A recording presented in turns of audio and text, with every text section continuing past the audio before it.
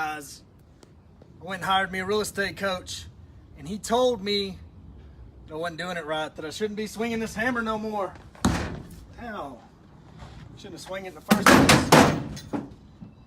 Got me a suit. I recycled some of that Guru's material, and I'm bringing it to you live right here in front of my trailer. Not only is this a trailer I haul stuff in, it's a trailer I live in. You shouldn't be swinging the hammer.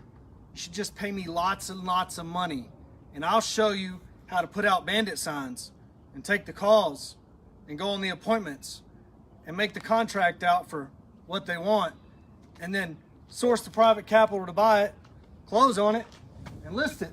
Like this great property right here that Cody Creamer's about to list for us. Pay me $10,000 and I'll too show you how to be a guru. We'll be back.